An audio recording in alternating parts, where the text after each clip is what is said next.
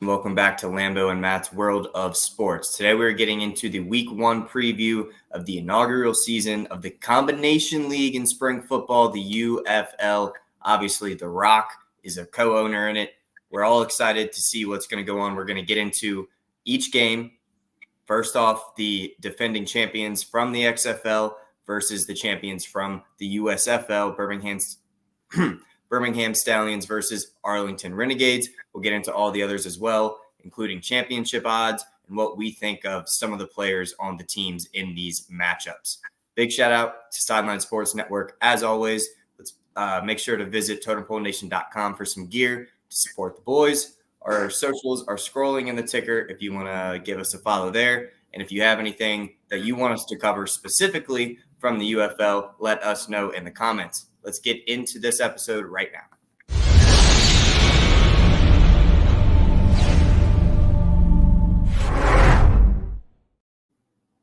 All right, game one of my birthday weekend, which is actually on Sunday, but it starts on Saturday. Birmingham Stallions, the defending champs, two-time champions of the UFL, of the USFL, versus the Arlington Renegades, 1 o'clock. Now, I understand their running back is retired, so they don't have their running back at all, which is going to be – it might hurt. We'll see. I think this team's going to be fine, right? Both teams that come off championships, I'm going to pick Birmingham Stallions. I've watched the USFL for 2 seasons. I watched the first season more than the second season. But when it comes to this team, they're a complete team, all around, quarterback, offensive line, wide receivers. They have talent. And, of course, you're talking about Skip Holtz, baby, right? You're talking about the man, the myth, and the legend. Now, this league is going to bring a lot of excitement, especially a couple weeks ago, 2 weeks ago, we went over the rules and stuff and everything. This is an offensive league. So there will be some defense involved. I'm not saying it's not going to be any defense, right?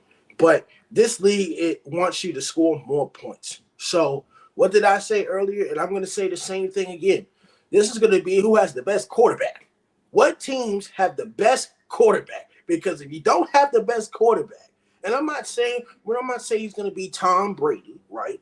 But if you don't have a good, consistent enough quarterback to throw the ball downfield, take charge of the offense with good supporting players around you, then you're not going to win. There were some teams in the league that had potential and they fell off. The same thing with the USFL before they merged. There were some teams that said, Jeff Fisher was a former coach. They're going to be great here, but they struggled. They're no longer there. Now, the starting quarterbacks for the Arlington Renegades, obviously, Luis Perez. They're going to return from the 2023 XFL Championship. Like I said, before he went to the UFL, he was a Division II quarterback at Texas A&M Commerce, which, I never heard of Texas A&M Commerce until I was in Texas. It's been a while. He started in the Alliance Football League, which that shut down in 2019, and then the old XFL in 2020, and then now combined merged the leagues in 2022 in the XFL. With the Birmingham Stallions, Alex McGraw is not going to be returning to the team. They did have a 2-quarterback system earlier in the year. So it was between Alex McGraw and Jamar Smith. What Skip Holtz did with 2 quarterbacks, that's great. Now, Jamar Smith should be the starting quarterback going forward. He did lead him to the 2022 championship and was the starter before going on IR. So, I had read that Adrian Martinez was going to compete for that job as well. So it might still be a 2-quarterback system.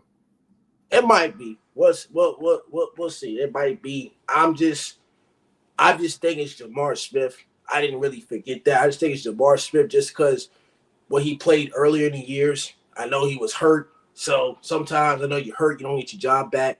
But I'm more confident that he'll be able to get his job back under the confidence of his coach. But we will see how this goes. Some of the stuff with the quarterbacks could be right, it could be wrong, but we will figure out the starting quarterbacks on Saturday. So some of this stuff is very, very discreet as far as who's going to be the starting quarterback and who's not. We'll figure that out. In this game, I'm going to take the Birmingham Stallions. I like the Arlington Renegades. I know it's the very first game of the season, both teams winning championships. But if I'm confident, I'm going to put my money on it. And I've been watching this since season 1 when it was called the USFL. I am more confident in the Birmingham Stallions. Arlington Renegades, they could win again, but it's not easy to win back-to-back championships like the Birmingham Stallions did. So give me Birmingham. Yeah, So, I'm rolling with Birmingham as well. So regardless of who's starting at QB, I think that they just overall have a better roster. If we look back to last year, the Renegades were more of like a Cinderella team because like they were 4-8, but still got into the playoffs and then went on a crazy run to win it. So while we've seen that they can play really well for a whole season with, combined talent from both leagues, we're just going to have to see what their roster looks like compared to an improved roster for the already 2-time USFL champs and the Stallions. Looking at like the betting odds for who people think is going to win the championship at the end of the year, the Stallions are the favorites there already over the Battlehawks. The Renegades are 4th out of 8 teams, so they're middle of the pack. I don't think anybody is really counting on them making another crazy run, but we'll have to wait and see. Obviously, we named out that they had some, good players, including Luis Perez, who's the best player to ever come out of Texas A&M Commerce. Obviously not saying too much, but he's definitely a stud. Vic Beasley, still going to be a force to be reckoned with, even though he is pretty old, but former dog in the NFL. I think it's going to be a good game, but I'm with you. I don't think there's too much debate around the UFL community right now anyways, because the Stallions are just, I think, far and away the better team here. All right, next game, St. Louis Battlehawks versus Michigan Panthers. That is a doubleheader game for March 30th. Battlehawks, A.J. McCarron, right, went from the NFL to getting a starting job in the UFL. Would most people take that job? Maybe, maybe not. But I mean, if you're the starter, go ahead and take it. He spent a good amount of time in the NFL, so I don't blame the man. Whoever wants to bash him for it, oh well, he got to feed his family. We can't pocket watch that guy. All right, the Michigan Panthers. Now, they've been through, I guess, 1 or 2 new coaches. Jeff Fisher was the head coach, and then he left, and then they had somebody else, and I don't know if the other coach is still there, and there's another coach. So I don't know. Okay, so give me the St. Louis Battlehawks. I like A.J. McCarron. When it comes to Michigan Panthers, they feel like they're all dysfunctional. Like, I don't know what defensive scheme they run, and I've watched them, so I'm not saying I don't know my shit. But when I watch Michigan Panthers, they battle with you. They play physical. They're very, very, very close. They fight hard. And then when it gets to the fourth quarter, they just blow a silence, right? Michigan Panthers have gave up a lot of points in the past defensively. So until Michigan, changes some things on their staff, on the roster offensively, they have to be able to prove me wrong. If I'm going to put my money on it, give me the St. Louis Battlehawks. That's just where my money's going to go here. I wish I had room for, Michigan Panthers, but I mean, as far as the quarterbacks, I mean, they're going to compete with E.J. Perry. I think it's they got Josh Love and Carson Strong received most of the Michigan quarterback reps in 2023, but none of those quarterbacks have returned. So they have a starter named Brian Lewerke, a former LSU starter, and Danny Egling, who was drafted in the 7th round by the Patriots. So I'm not confident in that quarterback class, okay? I'm not shitting on them as human beings. But with that quarterback competing with E.J. Perry, there you go. That's my point. That's kind of my point. Not in every matchup, but that's kind of my point. Michigan Panthers don't have a solid quarterback. And who used to be the quarterback for the Michigan Panthers? Oh, Shea Patterson, the guy that was okay in Michigan. So I'm not sure. Just give me the Battlehawks. Yeah, I'm rolling there too. I think when it comes to more football, and in this case, spring football, what's up, Coach Bald? Experience is going to be the determining factor when it comes to games where teams are kind of close in talent. Now, obviously, the Battlehawks are led by a guy who has been in and out of the NFL, and that's more than a lot of these other guys can say. They're second in the league when it comes to, or not second in the league, I guess, but they have the second best odds of winning the championship, whereas Michigan is second to last. So I don't really think that it's much of a debate. I'm rolling with you here. I don't trust Michigan one bit. Maybe not in the NFL, but in this league, AJ McCarron and the Battlehawks, I'm pretty comfortable with putting money behind that. All right. Actual birthday day, March 31st at 12, DC Defenders versus San Antonio Brahmas. Okay, I think this is probably not the greatest matchup, one of the good matchups in the second day. When it comes to the DC Defenders, there's some great things going on with the organization. Jordan Ta'amu, all right, will be the starter, right? Jordan Ta'amu has shown some great stuff, but do we all remember when we watched Last Chance? I don't know if it was Last Chance U or maybe in some documentary. I think DeAndre Francois, right? DeAndre Francois, a Florida State quarterback under Jimbo Fisher. Do we all remember that guy? DeAndre Francois. We don't remember the light skinned dude. The light skinned DeAndre Francois. He started at Florida State and then went to Hampton University. Oh, so that's not last. I know. No. It was another quarterback. I was thinking the quarterback from FAU. My bad. I was thinking the quarterback from FAU. Yeah, my fault. No, DeAndre Francois played under Jimbo Fisher. That was after the Jameis Winston. I got excited. I just saw DeAndre, so I thought it was I got you. Yeah. So, Jordan Ta'amu, like I said, he was 9-1 and was already the XFL Offensive Player of the Year. He was a quarterback at Ole Miss in 2017 and 2018. This is before Lane Kiffin rised them up again. Obviously, they don't have Chad Kelly in Ole Miss. Obviously, Jordan Ta'amu, that's my guy. That's my quarterback. I'm very confident in that. When it comes to the San Antonio Brahmas, obviously, I had never heard this guy before. Quinton Dormy was the first overall selection pick in the Brahmas in the second part of the USFL dispensable draft and was immediately named the starter after Jack Cohn. Jack Cohn played at Notre Dame, I think the second and final year under Brian Kelly, right? And I don't know. I guess all Notre Dame quarterbacks don't make the NFL. So give me, you know what? Let me get the San Antonio Brahmas for the upset against the Defenders. Yes, give me that. That's crazy. So not crazy, but you know what I mean. I'm going with DC here. Jordan Ta'amu. I don't know how to pronounce it. Excuse me. The starting QB for the Defenders. He was the XFL Player of the Year, Offensive Player of the Year last year. He only threw 3 interceptions to just 14 touchdowns, almost 2,000 yards, and ran for 300 yards and another 3 touchdowns in just 10 games. Now, obviously, didn't make it to the championship game, but yeah, Lemons v. Cuts.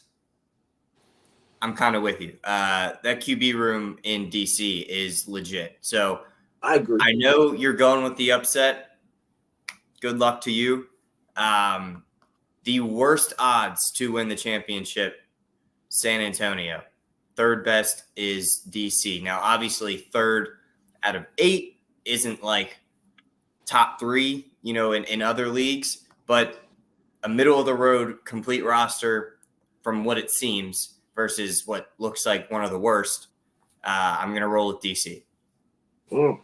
By the way, as announced today, the Brahmas announced that Chase Garbers will be their starting quarterback for week 1. Announced on their Twitter page. So he will be the quarterback.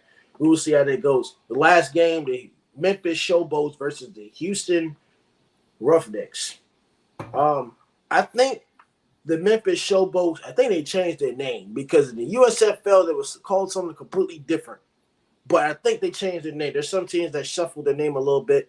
The Houston Roughnecks. All right, this is a 3:00 game on my birthday. Okay, let's look at who they have at quarterback because that's very important. So the Roughnecks were obviously the XFL franchise in 2023, but the franchise folded in the merger. So they were the Houston Gramblers. So if I remember correctly, Houston Gramblers, I think Kevin Sumlin might have been the head coach before he went off somewhere else. And they adopted the Roughnecks for the name and branding, of course, because of The Rock. None of the team's quarterbacks are heading into the 2024, and neither of them played for Houston team in 2023 before the merger, right? So Reed Sinnett, the expected starter, is a former backup for the Tampa Bay Buccaneers, Miami Dolphins, and Philadelphia Eagles, but never appeared in an NFL game. So I don't know this guy. And Jared Guatemala, I don't know if that's Spanish, started 4 seasons with Tennessee, and Nolan Henderson started for Delaware in the FCS in 2022. So no shame to them, right? I'm not confident in the Houston Roughnecks quarterbacks, right? Go ahead and give me the Memphis Showboats. Now, Case Cookis did start for the Philadelphia Stars. Very impressive when I watched him play for Philadelphia Stars. Very impressive. The Philadelphia Stars were probably one of the third best team in the USFL at the time in 2022 and 2023. They went to the championship game. Of course, who did they lose to? The Birmingham Stallions, right? So he's going to start for Memphis. Josh Love is an anticipated backup. But Love has also started for the USFL's Pittsburgh Maulers and Michigan Panthers and signed with the Showboats on March 13th after the team released their current or their used-to-be starter, Cole Kelly. Yes, you were raising your hands. Yeah. Ryan Willis Excuse me? is on the roster. Oh, wow. Well, okay. I was just scrolling through it, and it, dude. Ryan Willis is from Virginia Tech. Oh Lord, I will the Kansas transfer. I'm blown away. Give me the Memphis Showboats. I'm not confident in the Houston Roughnecks quarterbacks. Give me Memphis. I'm gonna go with Houston just for the simple fact that the Memphis judgment thought it was good to sign Ryan Willis. Give me Houston here. And that's not the only reason. I think looking up and down, and I'm not going to act like I've watched film on every single player or anything like that, but just looking up and down where these guys went to school. Lemons V cuts. Lord, you were born yesterday. You thought Ryan Willis was good. You were born yesterday. If Ryan Willis was good, will there ever be a Kyron Jones? Will there ever be will we ever have Brent Pry as the head coach if Ryan Willis was good? Justin Fuente said Ryan Willis was a great quarterback. It's not their fault because during Ryan Willis's time, Virginia Tech was, kind of irrelevant. It was not Frank Beamer anymore. That was the Justin Fuente era. We had Ryan Willis, and no, he was not good. He played at Kansas, transferred to Virginia Tech, and this name should be familiar to you if you are familiar with some top names in college football. He chose to start Ryan Willis over Hendon Hooker. So that didn't go well, and so Hendon left, went to Tennessee, and Ryan Willis just stunk it up. He got hurt, and that's how we got to see Hendon Hooker play so well. He got his attention and then went to Tennessee and, was in contention for a Heisman Trophy until he tore his ACL. Could have done that for us, but no, Ryan Willis. Lord. Yeah. It's all right to laugh now, but I'll tell you, in the time That being, year, I if was you weren't not that, laughing I was not laughing either. That was the worst. because we were You went nice. from The team was good, and we just were dropping games. Wasted talent. waste. All right, we don't have to focus too more on that. Was that the last game? Yeah, that was the last game. All right. Well, Totem Pole Nation, that's the preview of week 1. As we watch more, we're going to get to know the players more, and we'll be able to give you guys a little bit more of an in-depth breakdown on the previews as we get to know who the top dogs of the leagues really are. So thank you for watching. Make sure to like, comment, subscribe. Shout out to Sideline Sports Network. Make sure to give us a follow on the socials, and then visit TotemPoleNation.com for some gear to support the boys. Tune in soon. We got another episode coming very shortly. Take it easy. Till next time. Peace.